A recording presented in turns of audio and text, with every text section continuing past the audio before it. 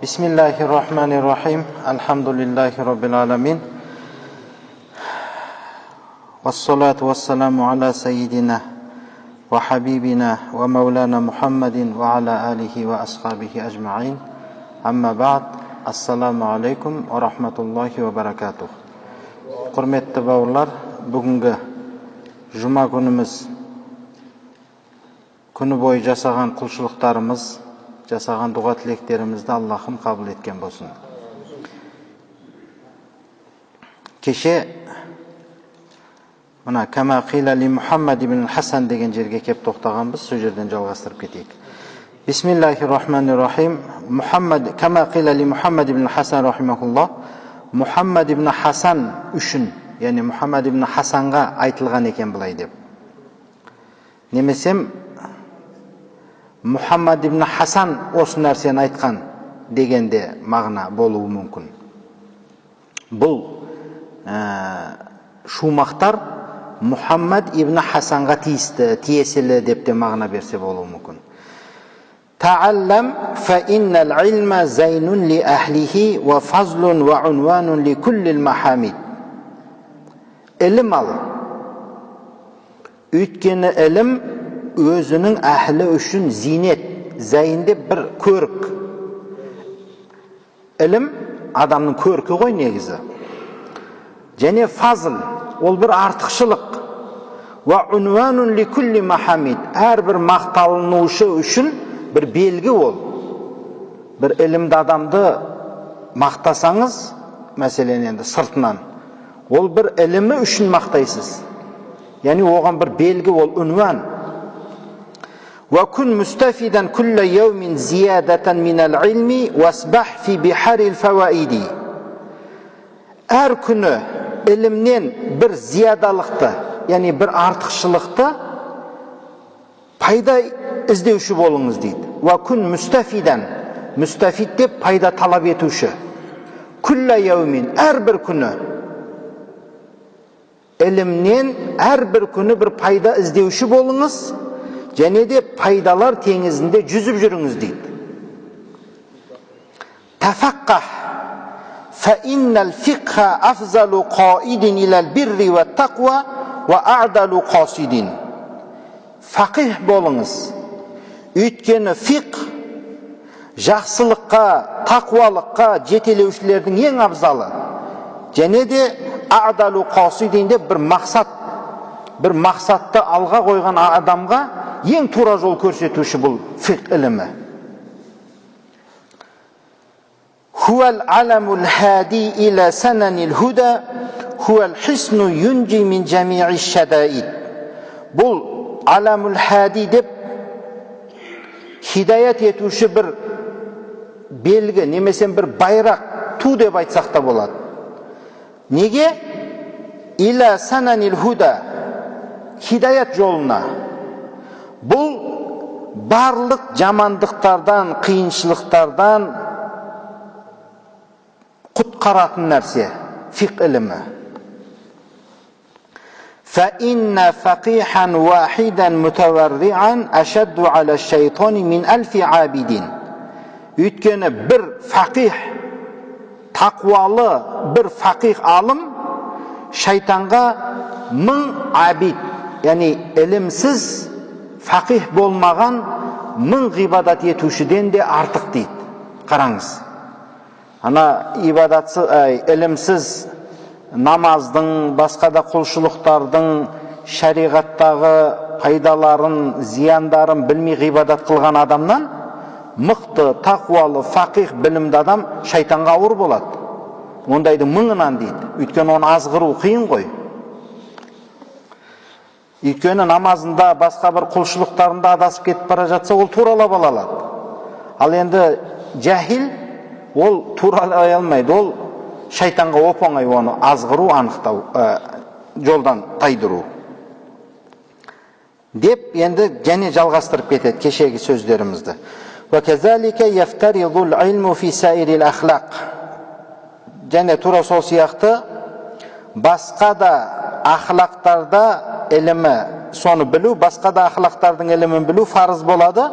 Нахуал жуд, жомарттық, wal buxl sarаңдық, wal jubn qorqaqdıq, wal jur'at batılдық, wa takabbur takabbarlıq, wa tawazu wal iffat bolu керек осы. O'sha yerda ol sal qate ketib qolgan bolu керек nede?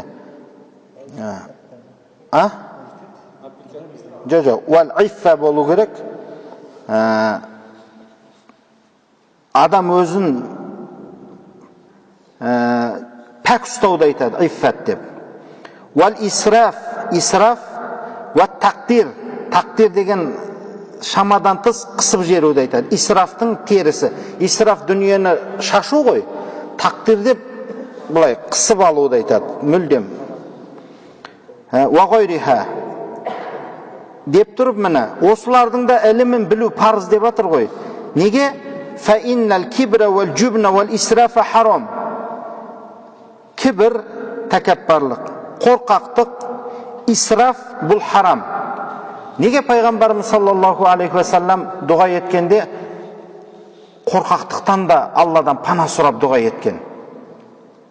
Bilasizlar qo'y. Qo'rqaqlikdan va minal jubni deb keladi. Wala yumkinu taharruzu anha illa bi'ilmiha. Mana o'sha aytilgan narsalardan saqtanu mumkin bo'lmaydi, illa tek qana mumkin bo'ladi so'larning ilmin bilumen deydi. Va ilmu ma yuzadduha. Ya'ni ularning qarama qarshisindagi ilmdi. Masalan, yana aytdik qo'y, israfning terisi ne? Yo'q. Jo'martlik. Mana ikkovini bir-birine solishtirib, israf etu haram, jo'martlik bir foydali. Mana foydali, mana ziyonda deb ikkovining bir-biridan ajratuv orqali siz israfga barmaysiz, onu haram ekanini saqtanib jo'martlik jasaysiz, onun bir foydali ekanini bilib. Fayaftarizu ilmu kulli insanin ala kulli insanin ilmuha. Her bir adamga o'sha narsalarning ilmin bilu farz bo'ladi. Wa qad sannafa Shaykhul Imam al-Ajal al-Shahid Nasiruddin Abul Qasim rahimahullah kitaban fil akhlaq wa ni'ma ma sunnifa, nimisem wa ni'ma ma sannafa. Shaykhul Imam Ajal Uluq al-Shahid Nasiruddin Abul Qasim rahmatullohi alayh axloq jönünde bir kitap yozgan ekan. Ni'ma ma sannafa, qanday keremet kitap yozgan deydi. Onu va amma fayajibu ala kulli muslimin hifzuha, har bir musulmonga onu jattab alu vacib bo'ladi deydi. Demak, o'sha kitobda o'sha kishining kitobini axloq jönünde tavib o'qish kerak ekanda. Biroq qanday kitob ekanini aytibdi. Va amma hifzu ma yaqa'u fil ahayin fa fardun ala sabilil kifayati.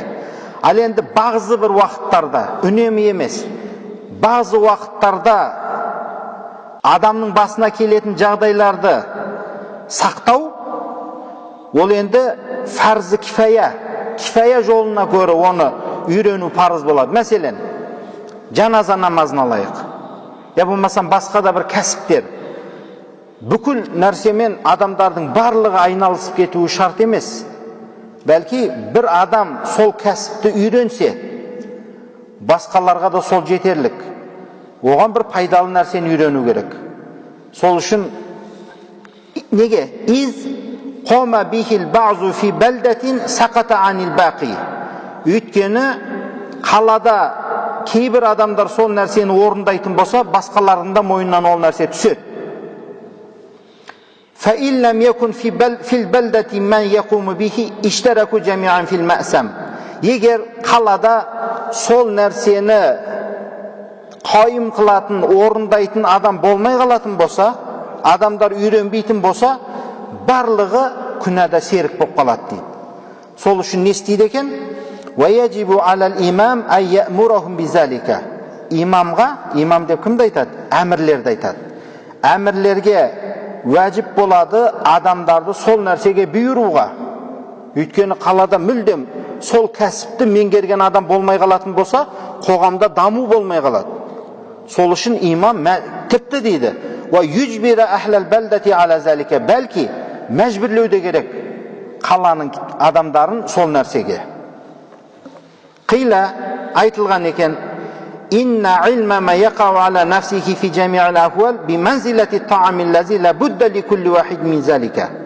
Elbette barlık ahvallarda, barlık kezеңде adamның öz nafsinde пайда болатын жағдайды білу, ол тура тағам сияқты.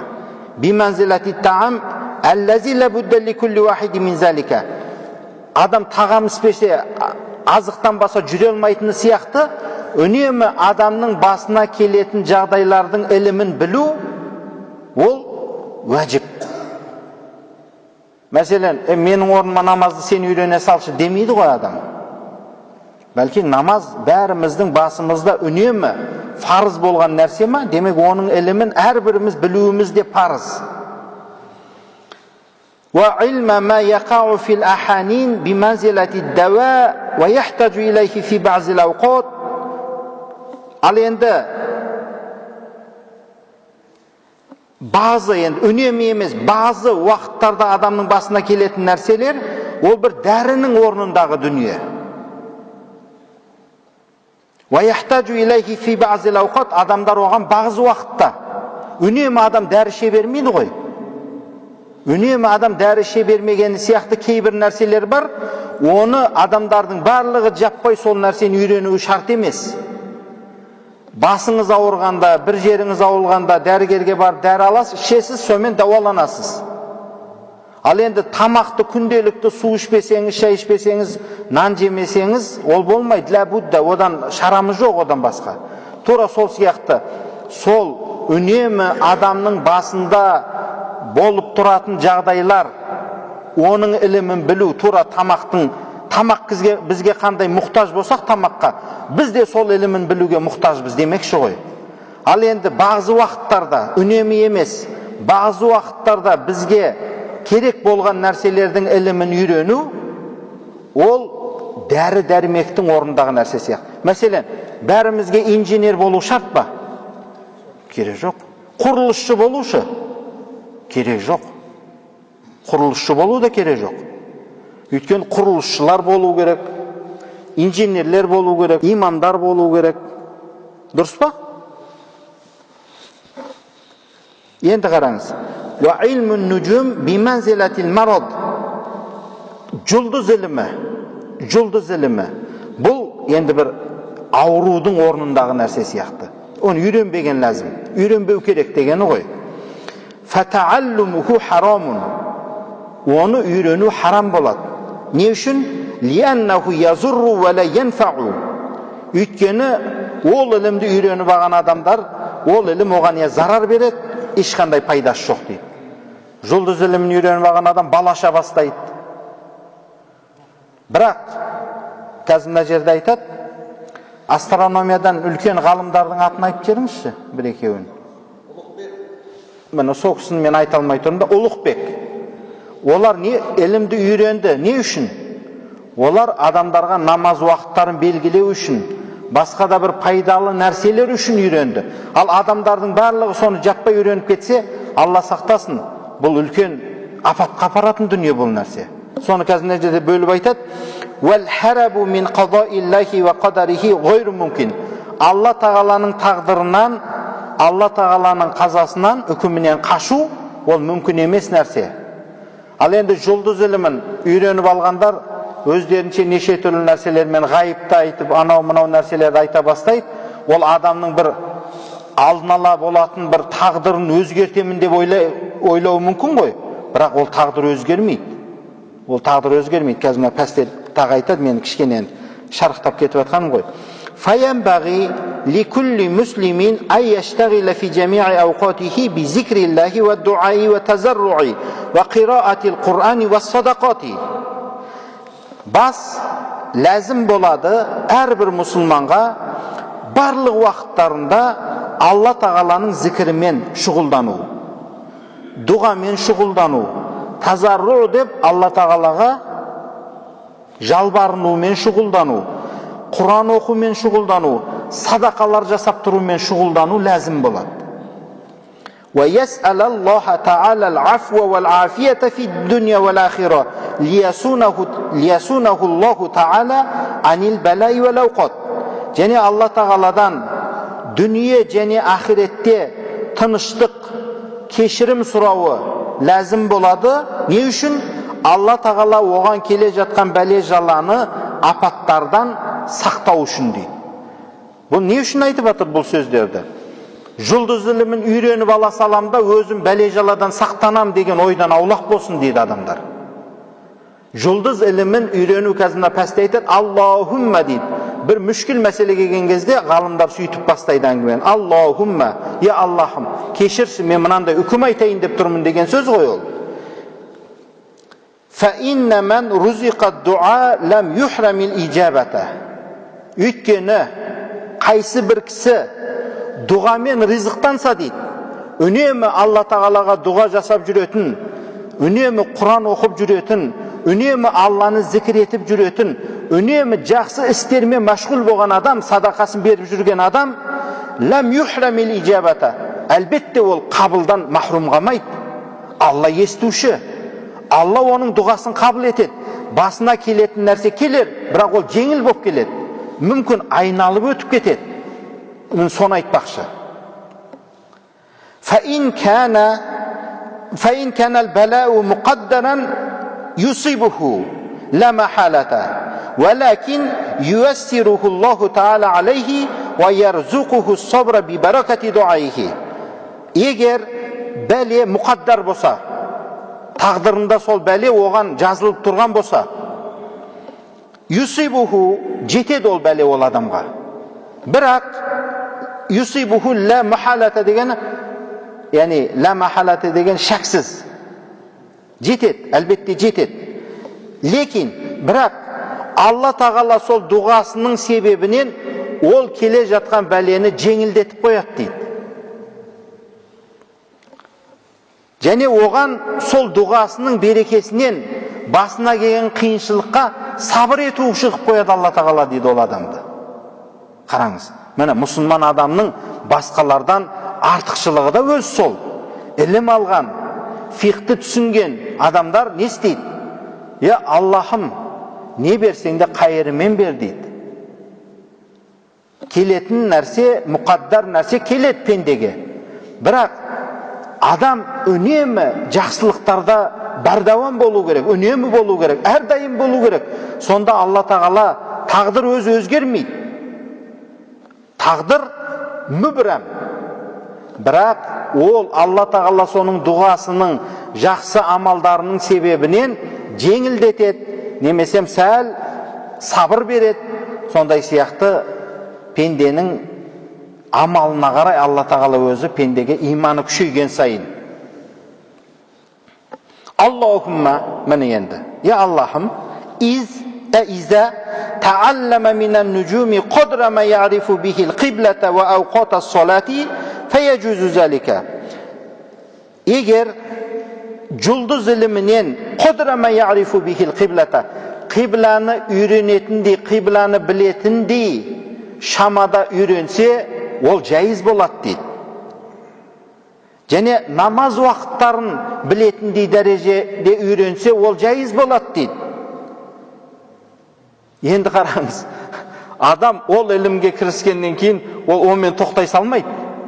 Намаз уақыттарын білетін, я болмасам қыбланы анықтайтын дәрежемен келіп тоқтай салмайды. Ол ұлықбектер, әулие кісілер болған. Олар басқаларға сол нәрсені түсіндіру үшін біреу сол ілімді меңгеру керек болған. Одан кейін міне білетін кісілер бар, азамат білесін, қасида ілімі деген бар, қасида-и бурда дейді. Оны да адамдар оқып алып тұрып, өзінің жеке басына пайдаланып кетуге болмайды ол ілімді. Қасида деген былайша айтқан уақытта сиқыр іліміне ұқсайтын кітаптар ғой. Оны оқып алып тұрып адамдар дем саламын, анау мынау деп тұрып, дүниенің бас пайдасына ойлап кететұғын болса, ол кітапты одан көрі оқымаған дұрыс. Біздерге ұстаздарымыз оқытқан, бірақ өз дәрежесінде тоқтайтын жерінде тоқтататын. Міне қазір жұлдыз ілімін білу тек имамдар, жалғыз имамдар үшін ғана шарт деген нәрсе емес ол. Мәселен, мен түсінбейтін, біз имамдар түсінбейтін нәрсені біздің кейбір намазхан достарымыз түсінеді. Мен Азамат, наиб имам, біз оразаның кезінде қаланың сыртына шығып, намаздың уақыттары мен күннің батуы, күннің шығуын жұлдыздар арқылы көрдік. Шынын айтайық, бізге қиын болды оны түсіну. Бірақ ана тұнып тұрған бір ғылым ғой ол да. Зерттеп, анау нелерін барлығын, проценттері бар өзінің. Сонымен ана бір қасымыздағы бір азамат бізден көрі оның білімі жақсырақ та. Бізден көрі енді жұлдыз ілімін үйреніп алған деп айта алмаймын. Бірақ сол намаз уақыттарын белгілеуде бізден көрі ол біраз мәліметке ие адам екен да. Бұл жерде айтылып атқан нәрсе, енді бұл кітапты жазған мұсаннифтер ол кездегі адамдардың дәрежесі, намазхандардың өзі әлдеқайда алым адамдар болған да.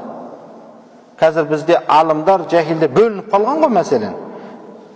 Білетін адамдардың өзі о кездің ең білмейтін адамдарының да жетпейтін шығар қазір. وَأَمَّا تَعَلُّمُ عِلْمِ الطِّبِّ فَيَجُوزُ لِأَنَّهُ سَبَبٌ مِنَ الْأَسْبَابِ. Ал енді тип ілімін, медицина ілімін үйрену бұл жайыз. Себебі бұл, өйткені бұл себептерден бір себеп. Бәрімізге медицинадан белгілі бір миқтар, яғни белгілі бір дәрежеде ілім үйреніп алғаның зияны жоқ. Ол жұлдыз іліміне ұқсамайды.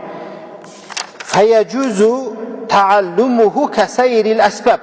Басқа да бір себептерді сияқты бұл ілімнен де бір аз ғана миқтар, бір аз ғана шамада үйреніп алу жайыз дейді. Енді қараңыз. Қазақта бір мақал бар, жігітке жеті өнерді аз дейді. Кейбір адамдар бар ғой, әр саладан өзінің бір нелері бар. Қабілеті бар. Құрылыс десең, құрылысқа да нете береді, миы жете береді. Басқа да бір салаларды, сол сияқты басқа бір себептерге ұқсас, бұл медицина ілімін үйреніп алу, бұл жайыз нәрсе дейді. Мәселен, укол салу. Негізі, міндетті түрде медицинаны бітірмей-ақ укол сала алатындар бар, дұрыс па? Мен қорқам, уколдан да қорқам, ол салу былай тұрсын. Біреулер бар, кәдімгідей укол сала береді. Біз таңғалып қараймыз оған, мынау өзі медик болмаса да укол сала алады дейміз. Оңай ғой бұл, аны төртке бөлесін де үстің жағына саласың деп түсіндіріп жатыр. Сол сияқты да, немесе бір дәрілік шөптер болуы мүмкін, басқа бір нәрселерді барлығын үйреніп алу, бұл зиян етпейтін нәрселер да. وحكي عن الشافعي رحمه الله تعالى أنه قال العلم علمان علم الفقه للأديان وعلم الطب للأبدان وما وراء ذلك بلغة مجلس. Шафи рахматулла алейден риуаят қылынған екен, хикаят қылынған екен, ол кісі айтты, ілім екі түрлі болады деді.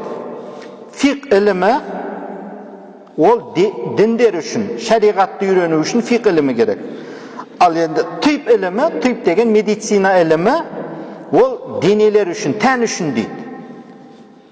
Ал қалған ілімдер, ол бұлғату мәжлис деген, ол мәжлістің бір көркі, яғни мәжлісте отырып үйреніп алатын, әңгіме арасында үйреніп алатын нәрселер дегені ғой. Мәселен, біз дін адамдарымыз ба? Бізге осы дінімізде бекем болу керек, дін ілімінде. Бұны қоясап, құрылыс ілімін үйренеміз деу бізге шарт емес та. Оны бір мәжілістерде, бір керек жерлерде үй салатын болсаңыз, бір құрылысшымен әдемілеп әңгімелессеңіз, ол сізге үйретіп береді өзі. Квадратын үйретеді, басқасын үйретеді, сонымен жайлап одан да бір мәлімет хасыл болады сізде. Ұшқыштар мәселен, өшерде ұшқыштар да отыр, самолетте ұшатын. Оларға өзінің мамандығын терең меңгеру керек. Ол өткен қаншама адамның өміріне жауапты адамдар. Ол енді ол мамандығын қоя салып, мына жақтан келіп, басқа бір мамандықты нетпейді ғой. Сол сияқты ғой. Әр нәрсенің өзінің ілімін меңгерген өте дұрыс болады. Пайғамбарымыз алейхиссалам не дейді? Егер іс өзінің иесіне тапсырылмаса, не дейді? Ахиретті күтіңдер дейді. وأما تفسير العلم فهو صفة يتجلى بها المذكور لمن قامت به. İlim деген сөздің тәфсірін айтпақшы бұл жерде. وأما تفسير العلم, ilmнің тәфсірі дегені, ilm дейміз. Ал енді сол ilmді ашықтап айтсақ, не деген сөз ол? Қараңыз, бір ауыз сөзбен айтады. فهو صفة. Ilm деген ол сондай бір сипат. يتجلى بها المذكور. Сол сипатпен зікір етілген нәрсе يتجلى деп және де анықтала түседі. Лиман қомат бихи, сол нәрсені өзі орындағысы келген адам үшін. Енді қараңыз, бір нәрсені білгіңіз келсе, сіз содан орындағыңыз келсе, ілім деген сондай сипат, соны білсеңіз, одан кейін ол нәрсе ашылады. Қараңыз, қандай бір кішкентай мәтінмен. Ілім деген не десе, адамның білгісі келген нәрсені және де ашықталу үшін, және де раушан анық болу үшін, адам соны біліп, мәзкур, зікір етілген нәрсені біз ілім дейміз. وَالْفِقْهُ مَعْرِفَةُ دَقَائِقِ الْعِلْمِ مَعَ نَوْعِ الْعِلَاجٍ. Фиқ дегеніміз ілімнің нәзік тұстарын үйрену. Әр түрлі себептермен. Мәселен, фиқ ілімі не үшін ең ағла ілім? Баяғыда бір Шымкентте жүргенде бір кісімен осы неде айтысып қалдым мен. Фиқ ілімі мен хадис ілімі келген кезде қайсысына бірінші амал қылынады деп. Ана кісі айтты, хадиске деді. Мен айттым, жоқ, фиққа амал қылынады.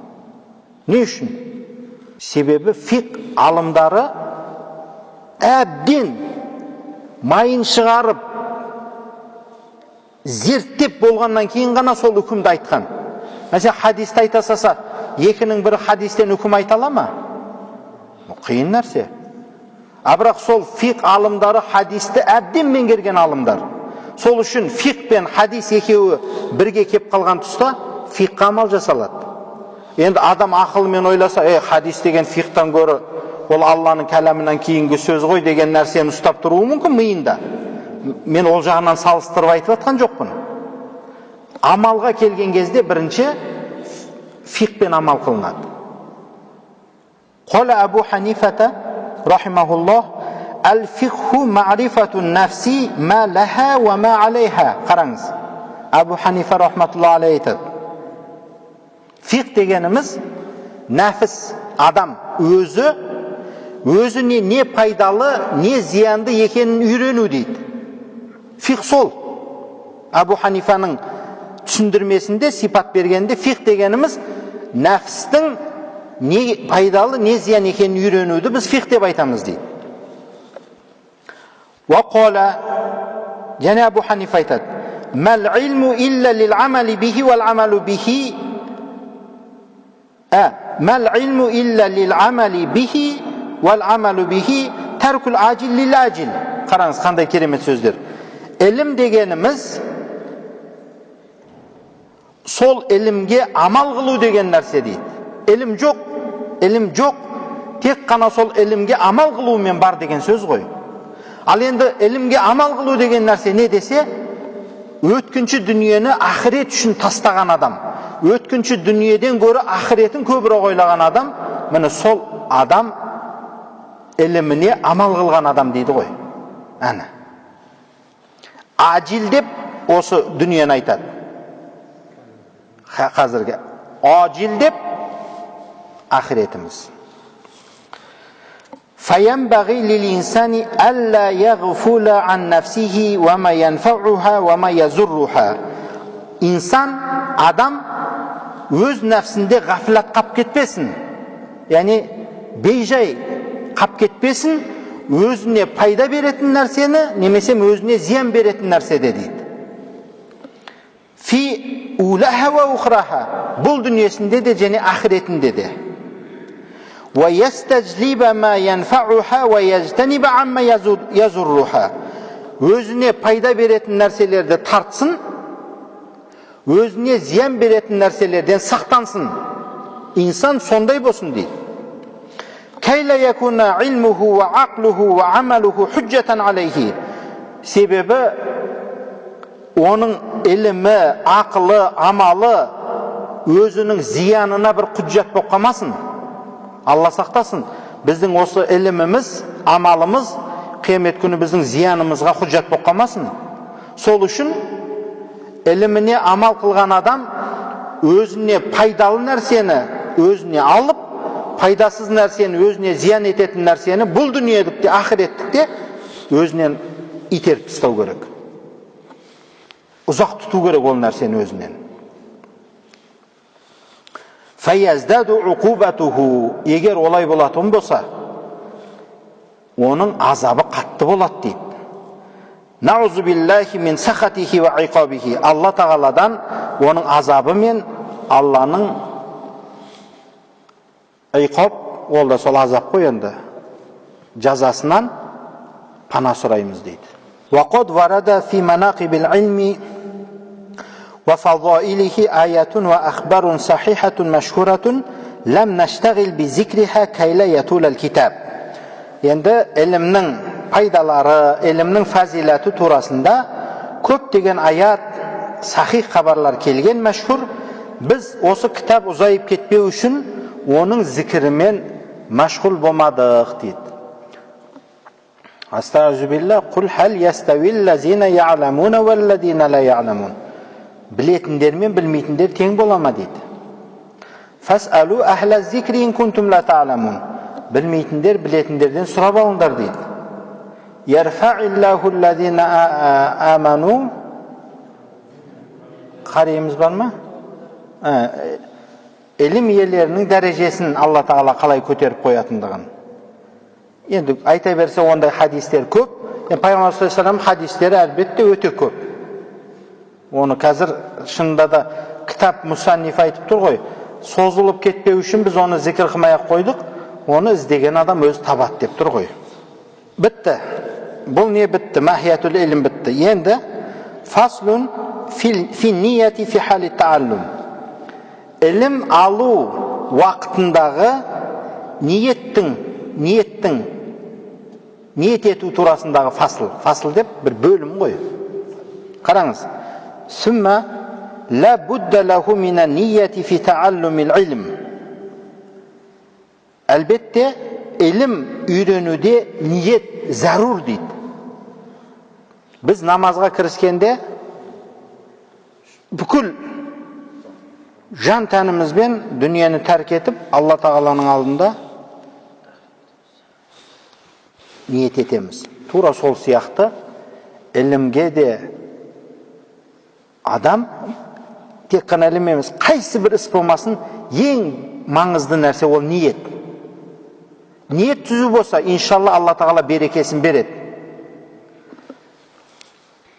Изи нияту хиял аслу фи жами'ал аф'ал. Әрбір істегі негіз ол ниет дейді.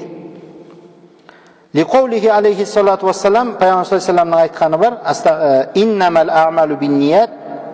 Арғарай бұл хадистің жалғасы бар, білесіздер. Ликулли имриин ма нава деп келеді ғой. Әлбетте амалдар ниетке байланысты, ниетке қарай дейді. Фаман канат ниятуху илаллахи ва расулихи фа хижрату илаллахи ва расулихи деп келеді. Енді хадисті қазір айтып тұрмай қойып. Хадисун сахихун ан Расулуллах саллаллаху алейхи ва саллям. Сахих хадис. Кам мин амалин ютасаввару би сурати амали дуния ва ясиру би хусни нияти мин амали лахирати. Қаншама, кам дегені қаншама амалдар бар. Суретте дүние амалынан боп суреттеледі. Яғни дүние амалынан боп көрінеді. Бірақ хусны ниетпен, ниеттің әдемілігімен ол ақырет амалдарына айналып қала салады дейді. Ақша не ол? Дүние ғой ол. Сол нәрсені жақсы ниет қылып тұрып, садақа қылып беретін болсаңыз біреуге, ол дүние дейілмейді ғой, ол бір ақырет амалы болды ол. Сіздің бұлайша айтқан уақытта Алла Тағаланың алдына ақыретке жасап қойған бір задыңыз болды ол. Дайындығыңыз болды. Бірақ ол немен жасалып жатыр? Дүниемен жасалып жатыр. Сол сияқты біз енді ең жеңіл бір мысалға келтіріп отырмыз. Ойлансақ, қаншама мысалдар келеді. Көріністе дүниенің сурет, yani дүние сияқты көрініп тұр, дүние амалы сияқты көрініп тұр, ниетті түзулеу арқылы ол ақырет амалына айналып кете салады. Енді қараңыз. وَكَمْ مِنْ عَمَلٍ يُتَسَوَّرُ بِسُورَةِ عَمَلِ الْآخِرَةِ ثُمَّ يَسِيرُ مِنْ أَعْمَالِ الدُّنْيَا بِسُوءِ النِّيَّةِ. Қаншама амалдар бар? Ақырет амалы өзі ол. Бірақ ниеттің бұзықтығынан ол дүние амалына айналып кете салады. Намазды алайық. Болмасам қандай бір жақсы істерді алайық. Өзі ақыретіміз үшін бір пайдалы жақсы істі рияны араластырып жерсеңіз, біреу мақтасын, біреу көрсін, біреу мақтасын, біреу көрсін, біреу естісін деп бітті. Ол сондай керемет бағалы бір амалыңыз кетті хабата. Алла сақтасын. Сол үшін қараңыз, бәріміз пендеміз ғой. Шайтан бір жақсы іске қадам басқан кезде шайтан бар күшін салады, әскерімен келіп, бала шағасымен келіп. Сол үшін осындай нәрселерді біліп алғанымыз дұрыс болады. Намазға тұрғанда ниетті қалай болса солай жасамау керек. Сондай ниетке аузы бисмилланы айтып бастап тұрып. Тек бисмилланы ғана айтып қоя салмау керек. Аузыны қоса айту керек. Өйткені бірінші шайтанның жамандығынан пана сұрап алып, одан кейін бисмилланы айтамыз біз. Бидон деген кітапты оқығандарыңыз бар ма?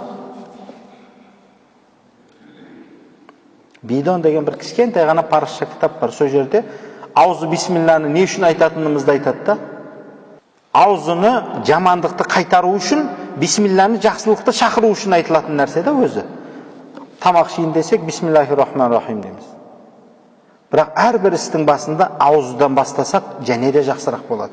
وَيَنْبَغِي أَنْ يَنْوِيَ الْمُتَعَلِّمُ بِطَلَبِ الْعِلْمِ رِضَا اللَّهِ تَعَالَى وَالدَّارَ الْآخِرَةَ وَإِزَالَةَ الْجَهْلِ عَنْ نَفْسِهِ وَعَنْ سَائِرِ الْجُحَّالِ وَإِحْيَاءِ الدِّينِ وَإِبْقَاءِ الْإِسْلَامِ فَإِنَّ بَقَاءَ الْإِسْلَامِ بِالْعِلْمِ.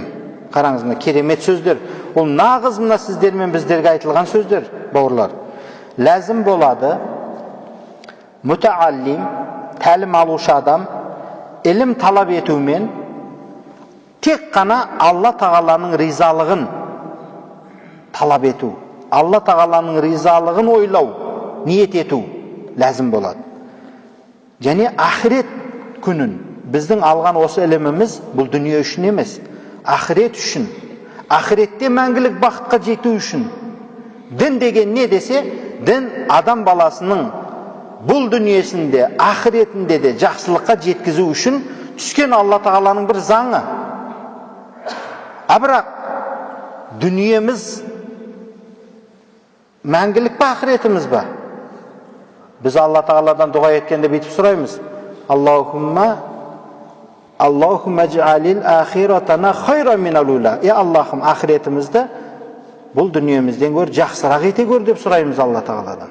Өйткені бұл дүниенің жақсылықтары өткінші да. Ва изалатал жахл ан нафсихи, надандықты, өзінің бойындағы надандықты кеткізу, ва ан сайрил жухал, және басқа да надандардан сол надандықты кеткізу ниеті болу керек. Аллахым, ауылымда менен басқа оқыған адам жоқ қой. Мен оқып білімді болайын. Және ауылдастарыма да, еліме де сол ілімді үйретейін деген ниет алу керек. Мына алдында керемет бір сөздер келеді. Тәләбәлердің бір ауылдан екі адамның ілім іздеуге барғандығын, біреуінің ниеті былай болғандығын, біреуінің ниеті анандай болған, анау ілімді қандай алып келді, анау ілімсіз қалып кетті деген қаншама бір керемет сөздер келеді әлі алдымызда. Ва ихяи дин, оның ниеті дінді ихя қылу болсын. Ва ибқал ислам, исламды бақи қалдыру оның ниеті болсын. Пайғамбарымыз алейхиссалам не дейді? Әрбір 100 жылдың басында Алла тағала мүжәддиду диндерді шығарып тұрады дейді. Егер Алла тағала сол мүжәддиду диндерді шығармаса, ислам тұрмас еді ғой, жігіттер. Қаншама замандар болды, білесіздер. Бізде ғана болған жоқ мына совет үкіметі сияқты қиын жыл. Мынау тұрған Дінде де дамып кеткен. Түркияда қандай қиыншылықтар болды, оны білесіздер.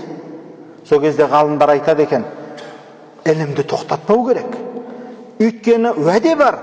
Әрбір 100 жылдың басында Алла тағала бір мүжәддид динді шығарады. Ал егер бәріміз бірдей тоқтап қалатын болсақ, не болады? Ілім, бір ғасыр бойы ілім тоқтап қалады ғой деп. Ал енді бір ғасырға жетсек әйтеуір амалдап, ары қарай Алла тағала бір дінді жаңалаушыны шығарады. Имам Раббаниді Мактубат кітабының несін не дейді? Мүжәддиду сәни деп айтылады. Фа инна бақал ислам бил илм. Өйткені исламның бақи тұруы ол іліммен болады. Надандарға салсаң исламыңды керек етпейді олар. Исламды ислам қылып көрсететін алымдар. Өзі алымдар өзі Алладан қорқады. Вала ясиху зухду ва тақва маал жахл.